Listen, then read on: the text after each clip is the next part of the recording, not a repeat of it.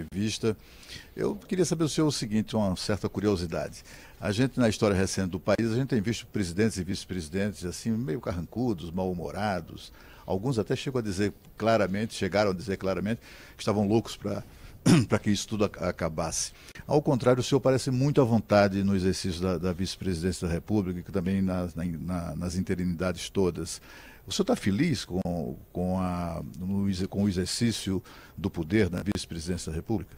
Cláudio, bom dia aí, bom dia a todos os ouvintes, né? Eu acho que a tarefa que nos foi colocada pelo povo brasileiro é uma tarefa significativa, né? E vai ao encontro de tudo aquilo que a gente um dia pensou que tivesse a oportunidade de fazer pelo Brasil. Então a gente só pode estar feliz. Muito bem, a gente percebe isso, né? Percebe que o senhor está muito à vontade, principalmente quando o Flamengo vence, né? Pois é. E o Botafogo perde, mas o senhor podia economizar essa crítica ao Botafogo. O Botafogo, eu tenho grandes amigos que são botafoguenses, Cláudio, e isso é brincadeira normal, né?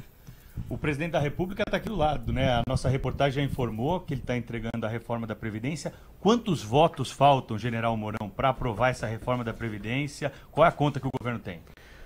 Olha, a avaliação do governo é que nós teríamos hoje em torno de 250 votos favoráveis, né? Precisamos chegar aos 308. A gente estima aí que precisa garimpar uns 60, 70 votos para estar com segurança nisso aí. Há pesquisas, inclusive, uma que foi divulgada hoje, mostrando que mais de 75%, 73%, 75% dos parlamentares, independentemente de partido, consideram que de fato é necessária, urgente a reforma da Previdência. 60 votos ainda para conquistar é muita coisa, né? O senhor está otimista com relação a isso? Eu estou otimista, Cláudio, porque o que eu vejo, né? A reforma da Previdência, ela não é, vamos dizer, a panaceia para todos os males do Brasil. Mas ela é um grande passo para que nós cheguemos na linha de partida, que eu costumo dizer, em condições ideais. Não é? Porque, da forma como nós temos o nosso sistema previdenciário hoje, ele não passa de uma pirâmide financeira, onde aqueles que vão chegar primeiro, aqueles que já são mais velhos, vão ter suas aposentadorias, e os mais jovens vão trabalhar até morrer sem jamais se aposentarem. Não é? Então, com isso, rompe-se o famoso pacto de gerações, que é algo que conduz um país.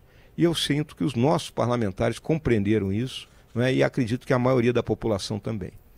General, qual é a contribuição que os militares vão dar para essa reforma da Previdência? O senhor já tem os dados aí de qual mudança vai acontecer com a categoria? Os militares eles vão aumentar o seu tempo de permanência no serviço ativo, né? É mais um salto, né, normal, de acordo aí com a rigidez que a gente já tem, né, com a saúde melhorada que todos nós temos hoje.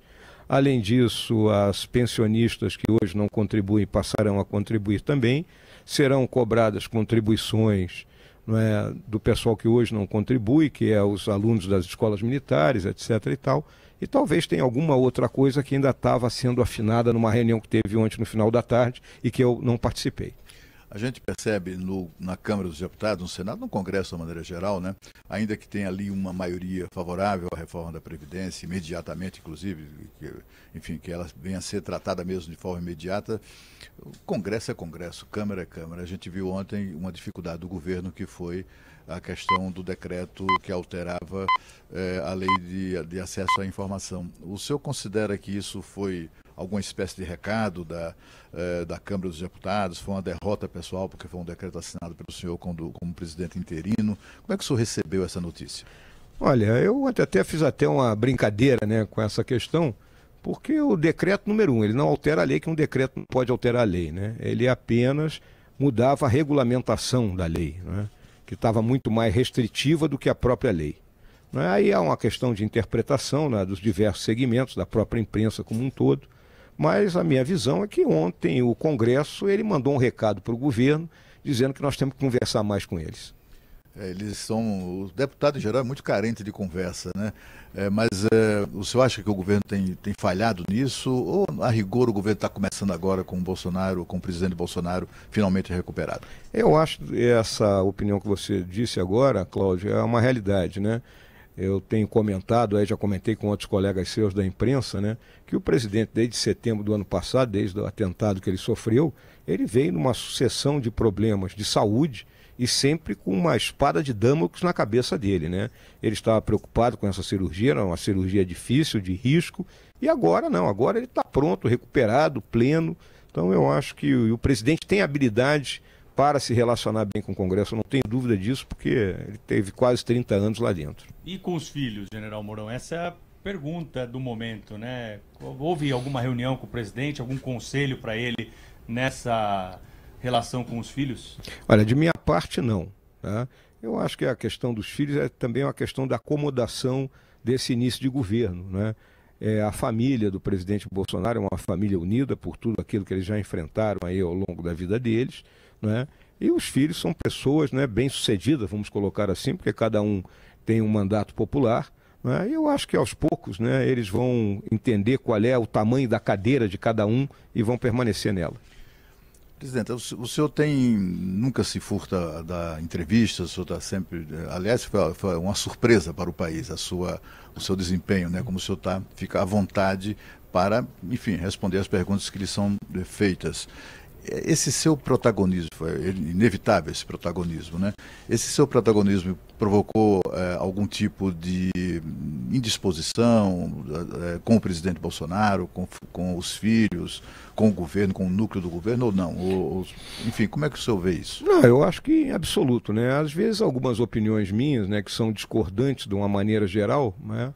Mas é que eu falo que enquanto não houver uma decisão oficial, eu emito opinião. A partir do momento que houver a decisão oficial, que o presidente tomar a decisão sobre assuntos que volta e meia são ventilados, essa decisão do presidente passará a ser minha e eu vou defendê-la com unhas e dentes.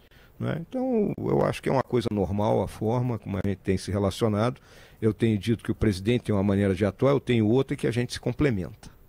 Quais são as tarefas que o presidente passou para o senhor? O que o vice-presidente está fazendo nesse novo governo? Olha, agora que eu tive a oportunidade de conversar aí com o presidente essa semana mais, né, firmemente sobre alguns aspectos das minhas funções, né, e eu tenho a responsabilidade aí com três comissões, né, bilaterais, né, com a China, com a Rússia e com a Nigéria. Então nós estamos preparando já, porque essas comissões estão paradas desde 2015, as reuniões que nós temos que fazer com esses países. Não, ele envolve tudo. Tem alguma mudança que o senhor pode antecipar para a gente aí, que o senhor pretende discutir nas próximas semanas? Não, a única coisa em relação a isso aí é que eu vi o que já tinha sido feito, eram comissões muito amplas. Né? Então a minha ideia é estreitar um pouco, né, as áreas que nós vamos discutir, de modo que as discussões rendam e não vire apenas um debate sem decisões. Um dos fatores que mais surpreende o senhor na relação com a sociedade, nessa questão de não se furtar das entrevistas e a dar declarações e tal, é que um comportamento muito diferente daquele do presidente Bolsonaro, que parece ter uma posição muito beligerante em relação à mídia de uma maneira geral, e em relação a alguns veículos de maneira particular. O senhor acha que com esse seu comportamento, essa sua atitude, contribui para desanuviar, para, de alguma maneira, tentar, enfim, superar esse clima que é muito desagradável? Olha, Cláudio, eu não gosto de levar muito para esse lado, né? O que eu deixo muito claro sempre é o seguinte: eu tenho uma visão, né, de que a mídia ela é para os governados, não é para os governantes. Então ela tem que informar. Né? Se a gente não transmite alguma informação, ela vai tecer ilações. Então é melhor a gente falar. É melhor falar, é melhor dar informação, né? Porque afinal de contas o jornal tem que sair todo dia, não é, general? Exatamente, aí o pessoal fica sem o ganha-pão também, né? Como é que está essa área militar dentro do governo, das operações militares? A gente tem um grande número de integrantes aí, ou ex-integrantes das Forças Armadas, no governo. Alguma operação especial sendo planejada? Ontem foi anunciado esse apoio à Venezuela, né? As pessoas da Venezuela que estão sofrendo com o regime de Maduro por lá. O que o governo pretende mudar nessa área, general?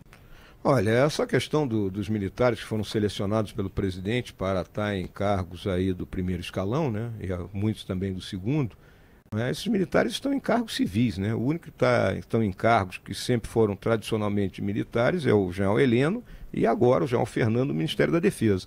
Então a questão das Forças Armadas está restrita ao papel constitucional dela, nada, não é? Então os outros militares que estão aqui, eu estou como vice-presidente, o Tarcísio está cuidando de infraestrutura, o Santos Cruz está lá cuidando aí do relacionamento com o Congresso, da PPI, da SECOM. Então a coisa está marchando desse jeito. O ministro Bento, então, com Minas e Energia, tem bastante coisa lá para ele tomar conta, né? Em relação à questão da Venezuela, né, houve uma solicitação aí para que o Brasil também participasse dessa ajuda humanitária. E a decisão aí do presidente é que nós vamos estocar, né, mantimentos e medicamentos lá na região de Roraima, e se os venezuelanos quiserem, eles que venham buscar. Agora, presidente, o senhor serviu na Venezuela como adido militar. Sim. Foi isso, né? 2 anos. Portanto, o senhor tem ali um conhecimento mais aprofundado, digamos assim, da realidade da Venezuela. O senhor certamente tem um interesse especial pela Venezuela. Em razão disso, ninguém vive 2 anos impunemente em um único país, né? Ainda que servindo ao Brasil. Como é que o senhor sente isso, assim,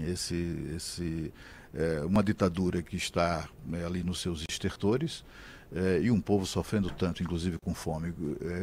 Como esse noticiário, essas informações afetam o seu dia a dia?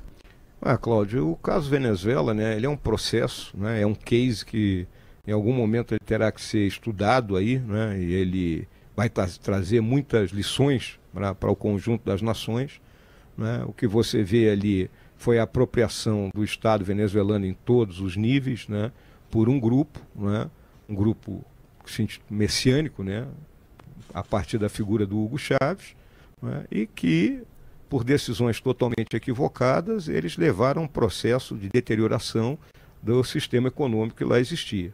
E com isso, né, a população empobreceu totalmente, só que as Forças Armadas, infelizmente, foram cooptadas para esse processo por meio da compra de promoções, né, de participação nas empresas, de controle de determinadas empresas estatais.